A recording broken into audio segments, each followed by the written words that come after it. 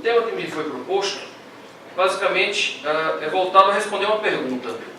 O propósito negocial é marco de licitude no planejamento tributário?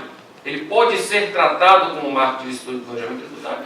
Me parece que é uma pergunta imediatamente singela, mas que vai demandar que se passe por três questões antes, que é: o que é planejamento tributário? Como se estabelece um marco de licitude no direito brasileiro? E, por fim, o que é propósito negocial, ou como ele deve ser compreendido à luz do nosso direito? Para, ao fim, tentar expor para vocês como o CARF lida com essas categorias que a gente vai tratar aqui. E aí, iniciando primeiro, a discussão do que é planejamento tributário. E o professor Celso já adiantou para vocês que o planejamento tributário vai ser a realização de atos, negócios, com a finalidade de reduzir o tributo, evitar a tributação, postergar a tributação, diferi-la, sempre mediante meios lícitos. Isso é importante porque a gente necessita, para determinar os contornos do que é o planejamento tributário, fazer um contraste com o que não é o planejamento tributário. O professor Marco Aurélio Greco sempre é muito enfático nesse ponto em dizer que evasão fiscal, condutas ilícitas, não são espécies de planejamento tributário. Por outro lado, o atendimento a normas que dão estímulos econômicos, por exemplo, a indústria que se estabelece no município A ou no estado A em relação ao estado B, por conta da concessão de créditos presumidos ICMS, por exemplo, isso também não é planejamento tributário. E muito menos é planejamento tributário, novamente faço coro ao que foi dito pelo professor Celso, muito menos é planejamento tributário a adoção de condutas expressamente autorizadas pela legislação. As chamadas opções fiscais, por exemplo, você optar se sua empresa vai recolher imposto de renda pelo lucro presumido ou pelo lucro real, isso não é um planejamento tributário. Isso é a escolha de opções que são franqueadas pela legislação.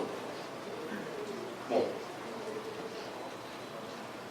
delineado os contornos mais gerais do que é planejamento, o segundo ponto que nós pretendemos enfrentar é como se define um marco de licitude no direito brasileiro. E aí, antes de entrar no direito brasileiro propriamente, a gente tem que ver que marco de licitude tem tudo a ver com fontes do direito, que são, nada mais são do que aquilo que identifica o que é direito numa sociedade moderna.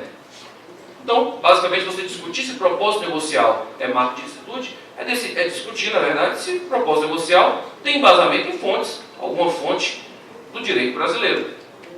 Nesse contexto, nós temos duas tradições a respeito de fontes. A tradição romanística, que se baseia fortemente na legislação, o civil law, e nós temos a tradição anglo-saxônica, que se baseia no common law, nos precedentes judiciais vinculantes, o stare decisis. Então, são modelos diferentes, obviamente estudados por todos nós na faculdade, e que nos conduzem a uma segunda pergunta, que é: qual o papel do juiz em cada um desses sistemas, vamos dizer assim?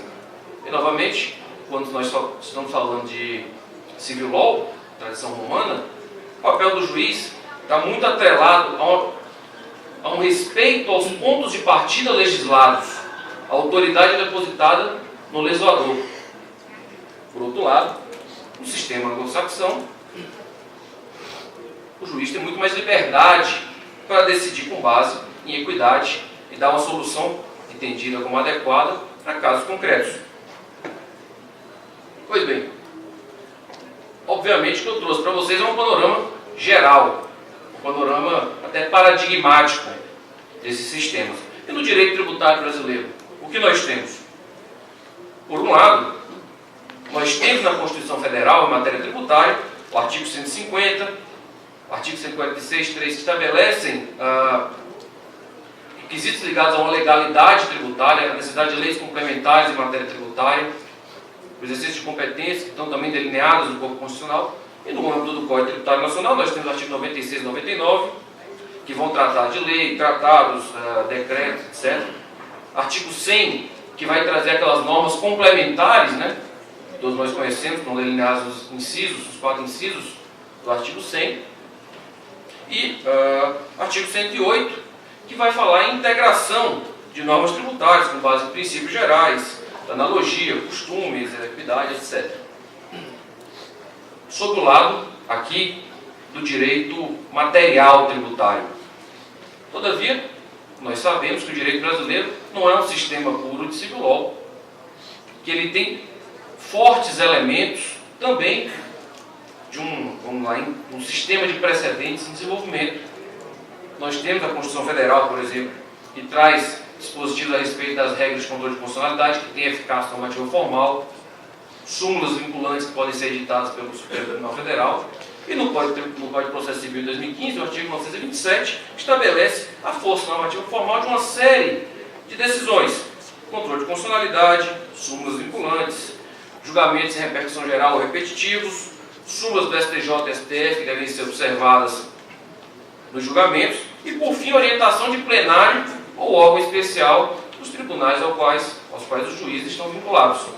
Então, é muito difícil que a discussão de marco de licitude no Brasil esteja delineada ou delimitada exclusivamente pelo aspecto da tradição romanística. Porque nós temos um fator extremamente importante referente aos precedentes, referente à forma como o direito é e vem sendo aplicado no direito tributário brasileiro.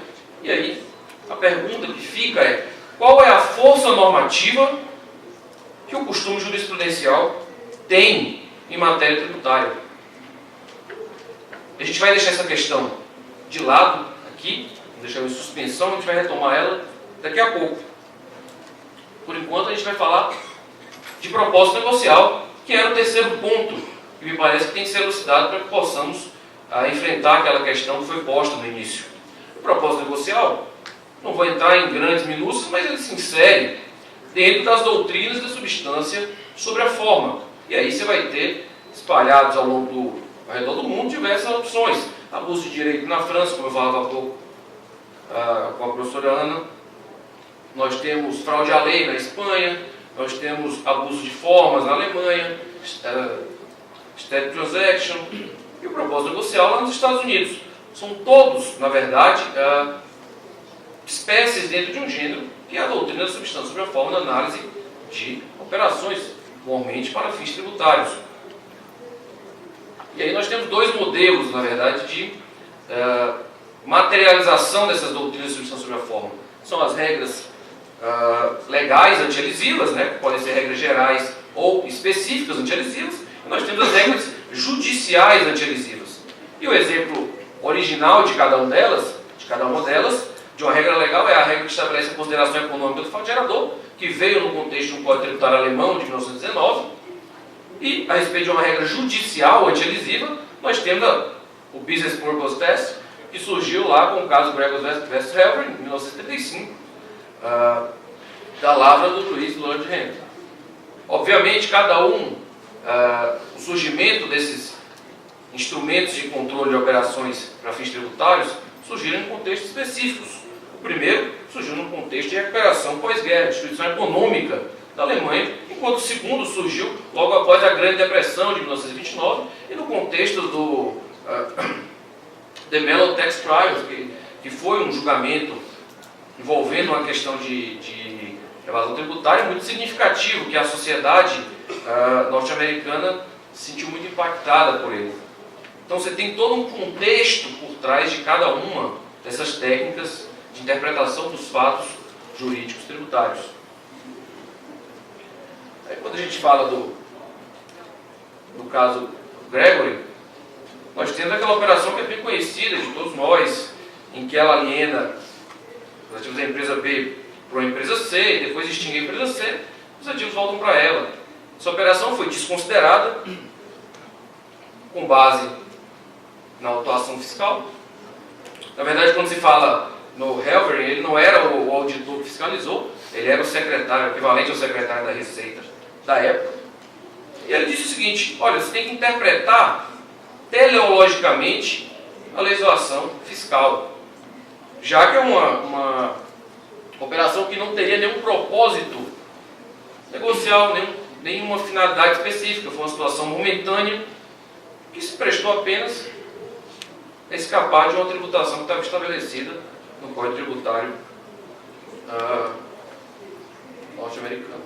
Sem entrar em grandes minúcias a respeito disso, o que nós temos no voto do Justice Learned Hand é que o propósito negocial ele passa a ter uma função interpretativa. Ele se presta a ampliar o alcance da norma para além do que a literalidade dela alcançaria inicialmente. No fundo, e eu digo, como qualquer outro meio baseado na doutrina da substância sobre a forma, no fundo, o que você tem é uma interpretação analógica. Sempre que você considera a substância de um ato afastando a forma, para dar um determinado tratamento tributário, no fundo, você tem uma interpretação analógica em algum passo dessa argumentação. Esse é o sentido que essa discussão do propósito negocial tomou inicialmente nos Estados Unidos. No Brasil, o que se tentou? Tentou-se positivar o propósito negocial de algumas formas. A primeira foi através da Lei Complementar 104 de 2001, que inseriu o parágrafo único do artigo 116, já foi mencionado aqui, não vou perder tempo com isso.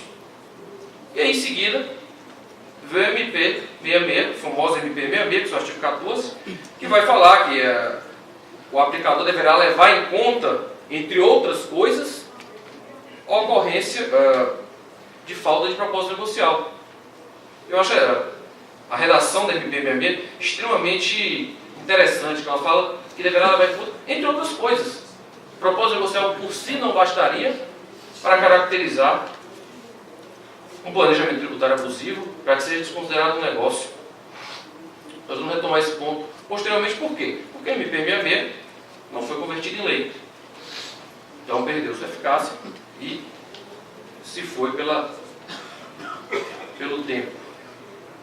E o que você tem hoje é a adoção da redação do MP em legislações municipais e estaduais. Nós temos aí recente nós temos o caso do município de São Paulo, que regulamentou.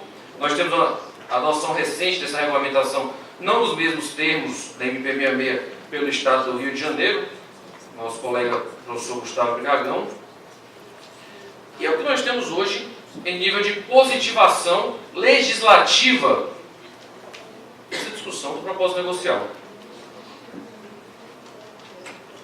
E aí, como eu falei para vocês, a positivação, os marcos de ilicitude no Brasil não são exclusivamente legislativos. Nós temos positivação jurisprudencial também no Brasil. E o CARF, inicialmente com o caso Rex Norte, começou a se discutir a interpretação, como deveria ser essa interpretação, o quanto os efeitos econômicos dos atos interpretados deveriam ser levados em conta.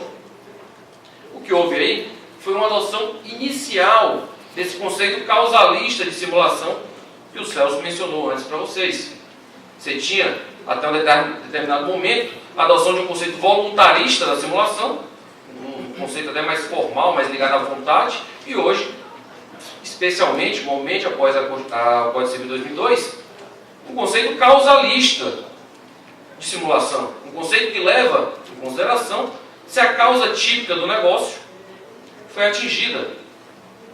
O que me parece também um pouco problemático que se considere também que o propósito negocial se encerra ou se esgota, ou que a causa do negócio esgota a noção de propósito negocial, pelo simples fato que existem diversas situações em que as operações são feitas sem levar em consideração a causa típica do negócio, muitas vezes por conta de regulações existentes no país. A empresa faz a operação de uma determinada forma, ainda que aquelas operações não tenham atendido a causa típica, não porque elas quiseram, mas porque há uma regulamentação específica do Banco Central, de quem quer que seja, dizendo que a operação deveria ter sido daquela forma. Então, esse tipo de situação me parece que fica fora desse conceito de propósito negocial como causa do negócio jurídico. E por isso tem que ser visto com muita cautela também essa aproximação que tem sido feita entre causa do negócio e afastamento da eficácia de negócios privados. Pois bem, no período de 2000 a 2015, e isso está muito bem retratado nesse livro, que é o Repertório Analítico de Jurisprudência do CARF, que foi feito pelo pessoal do Núcleo de Estudos Fiscais da Fundação Getúlio Vargas, você vai ter uma transição de compreensão do propósito negocial.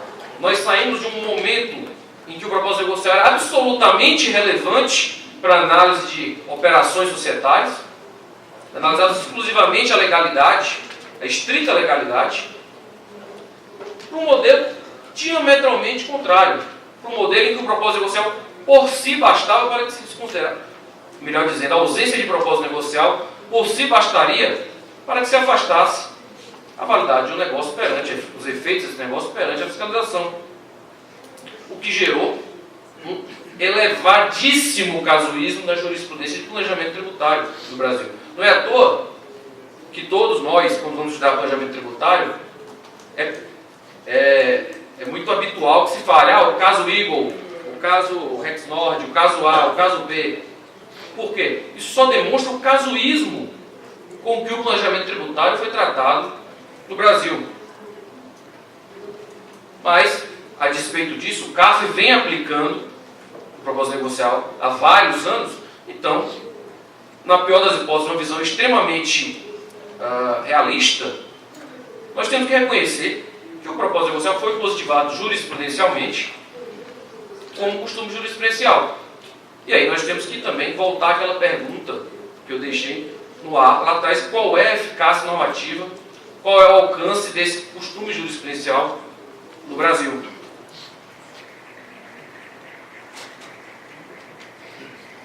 O conselheiro Leonardo Branco, conselheiro do CARF, um caro amigo meu, ele tem uma dissertação de mestrado que ele trata de padrões de argumentação e decisões de planejamento tributário. E aí, analisando especificamente com esse instrumental que ele propõe no trabalho dele, analisando as decisões que aplicaram o planejamento, o propósito negocial, eu consegui identificar 3 padrões argumentativos básicos. Obviamente você tem variações entre eles, mas você tem 3 padrões argumentativos básicos. Primeiro padrão, padrão A: o propósito negocial é um argumento autônomo suficiente para afastar a eficácia de um ato ou um negócio privado. Ele é um argumento que sustenta a autuação e que por si só basta para invalidar o planejamento tributário. Nós temos o padrão C, o oposto, em que o propósito negocial é absolutamente irrelevante. É um fundamento remoto, na melhor das hipóteses, mas absolutamente irrelevante para infirmar ou confirmar a validade daquele negócio.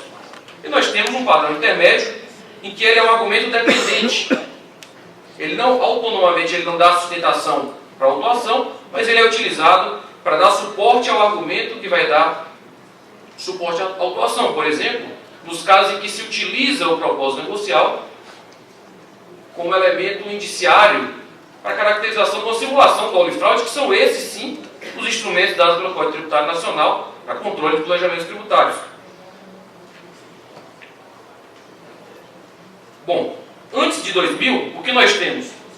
O esvaziamento no padrão A e B de argumentação, com muitas decisões no padrão C, porque não se considerava que o propósito negocial era relevante para fins de análise de planejamento tributário. Basta ver a jurisprudência sobre os casos de casa separa, os diversos casos de casa separa validados no âmbito do Conselho de Contribuintes, sobre o argumento da legalidade, a estrita legalidade da liberdade plena do contribuinte. De 2000 a 2015, nós temos um movimento de reação, reacionário, de certa forma. Por quê? Porque se esvazia esse terceiro padrão, o nosso padrão C, que eu chamei aqui, e aí você passa a ter uma grande quantidade de decisões no sentido diametralmente oposto, em que o propósito negocial, muito fortemente identificado com o conceito de causa na simulação, como foi bem colocado pelo Celso, teria se bastado para dar sustentáculo às autuações, e algumas outras discussões em que o propósito negocial vinha como um argumento dependente, um argumento de segundo nível. E aí, a grande pergunta é: e a partir de 2015?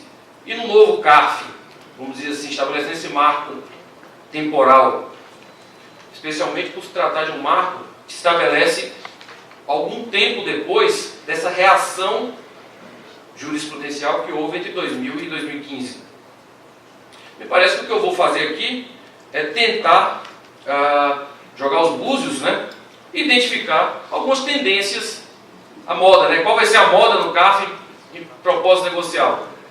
A moda da estação, e aí eu vou tentar trazer algumas tendências na minha visão. A primeira é uma migração de decisões que utilizem o propósito negocial como argumento autônomo, o padrão A, para o nosso padrão B, em que ele passa a ser uma prova de confirmação ou refutação de simulação, dolo ou fraude. Como assim? Novamente, e aí eu me despindo de ideologias, mas fazendo muito mais uma descrição do que eu tenho visto, das decisões que se tem de propósito negocial. Por um lado, ele não deixa de se caracterizar como prática reiterada da administração. E veja que norma complementar, que é a prática reiterada da administração, é para o bem e para o mal, para garantir a segurança do contribuinte, como também para dar as balizas nos quais tem se pautado os órgãos administrativos, sejam eles singulares, sejam eles coletivos. Julgamento, como o CARF. E por outro lado, então, pelo âmbito do direito material, você tem suporte de consolidação enquanto norma complementar, é muito importante que se frise isso, porque norma complementar não tem força de lei.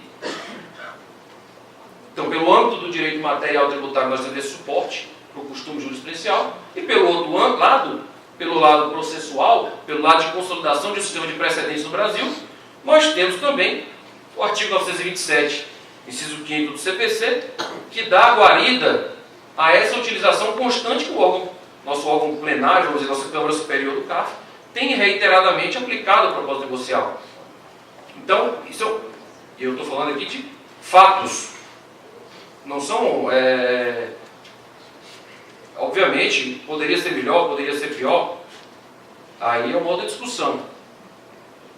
Mas isso leva a uma situação em que o propósito negocial deixa de ser fundamento, justamente por ser norma complementar e não norma legal, por ser um costume jurisprudencial e não uma súmula vinculante, um precedente dotado de força normativa formal, e passa a ter uma função interpretativa. Ele serve muito mais como instrumento probatório para que se refute autuações, inclusive, comprovando a existência do propósito negocial, mas como um indício de ocorrência de dolo, simulação ou fraude, mas que singularmente não é suficiente para que se afaste os negócios feitos pelo contribuinte. E me parece que um voto muito eloquente a respeito é o voto do conselheiro Caio Quintela, em que ele fala exatamente que a materialidade econômica das operações é ferramenta útil e válida para a investigação da presença de ilícitos, defeitos, falsidades e outras irregularidades. É uma ferramenta e não um teste definitivo. É mais um elemento. Por isso que eu mencionei para vocês que a redação original da MP era interessante, porque ela colocava a ausência de propósito negocial a ser ponderada com diversas outras circunstâncias do caso concreto, como, por exemplo, o fato de haver uma regulamentação específica que obrigasse a empresa a se estruturar daquela forma. Então você tem, lado a lado com o propósito negocial, uma série de outras razões que justificam a manutenção do ato ou negócio do contribuinte, mesmo quando ele não tenha propósito negocial. Mesmo quando os negócios não atendam à causa típica deles. E aí, uma segunda tendência que eu tenho observado no CARF é uma migração tanto do padrão A quanto do padrão B, ou seja, de argumento autônomo e argumento dependente, para o padrão C. Para o padrão em que o propósito negocial é irrelevante para a análise dos casos. Aí vocês me perguntariam, Daniel, então voltamos para o que tinha antes de 2000? Não, de forma alguma. De forma alguma, por quê? Nesse período de 2000 a 2015, o propósito negocial se tornou uma panaceia geral para os autos de infração. para a manutenção deles, eu diria. Mas o que nós temos hoje é que diversos casos que eram tratados como planejamento tributário anteriormente, e aí a análise do caso concreto invariavelmente caía na existência ou não de propósito negocial, deixaram de ser tratados como tal, o que há uma tecnicização da análise de certos casos no âmbito do CARF. E aí, novamente me desculpe pela redundância, Celso, um dos casos típicos são opções fiscais. Devolução de capital social valor contábil. Era um caso que tipicamente era tratado como planejamento tributário. Ia-se analisar se havia propósito negocial na redução do capital, na devolução do capital. Hoje em dia não. Hoje em dia você olha, devolver o capital. Operação legítima, válida, é opção fiscal. É escolher entre lucro presumido ou lucro real. Se tem simulação, é outra situação. É aqueles casos típicos em que a empresa devolve capital, aliena e logo em seguida reincorpora. Que é um outro tipo de análise. E, além disso, além de deixar de tratar certas operações como planejamento tributário, outras que passavam pelo crivo do propósito negocial, passaram a ter o crivo de regras específicas antielisivas. E aí eu trago o de regras específicas que se apliquem ao caso. Eu menciono aí, por exemplo, a emissão de debêntures participativas, perpétuas, em que se olhava também se havia propósito negocial na emissão de debêntures para os próprios sócios, toda a cara de instrumentos patrimoniais e não instrumentos de dívida. Um outro exemplo, já meu colega Maísa está aqui, os casos de VTM, de IPI, as autuações mais antigas de valor tributável mínimo de IPI, questionavam se havia propósito negocial da indústria separada do atacadista. E hoje em dia não. Hoje em dia, e aí, sem entrar no mérito da discussão, até porque nem sou mais qualificado para tanto, hoje em dia se discute a interpretação da regra antielisiva específica. Discute o conceito de prazo, o alcance, se prazo e mercado são a mesma coisa. Ou seja, a discussão se tecnicizou e deixou de depender, vamos dizer assim, do bote de salvação que era o propósito negocial. E eu trago para vocês aqui só muito brevemente, para ilustrar acórdãos mais antigos e acórdãos mais recentes. Exatamente quando se fala redução de capital a valor contábil, em que se discutia se havia propósito negocial e passou-se a discutir como opção fiscal diante dos casos em que não havia simulação. E da mesma forma, nos casos de emissão de debêntures. Olha, se falar, não é possível vislumbrar o propósito negocial na emissão de debêntures efetuada. Hoje em dia não se discute isso. Se discute se aquela debênture vai ter natureza de instrumento patrimonial. Se discute a aplicação das regras de DDL, distribuição disfarçada de lucros. Então, até para encerrar minha participação, o que eu tenho visto hoje é uma tendência à tecnicização da jurisprudência do CARF, em certos casos. Passa a se aplicar realmente as regras adequadas para o controle de certas operações, certos negócios. E também uma situação em que o propósito negocial deixa de ser argumento autônomo, deixa de ser argumento suficiente para infirmar a validade de atos de negócio do contribuinte, e passa a ser um instrumento probatório, como outros o são, que reconduzam as categorias que o nosso Código Tributário Nacional positiva como aptas a controlar o planejamento tributário, que são dolo, fraude e simulação. Bom, novamente eu gostaria de agradecer a todos pela atenção diante do horário. Me coloco à disposição e eu passo a palavra para o Dr. Frederico.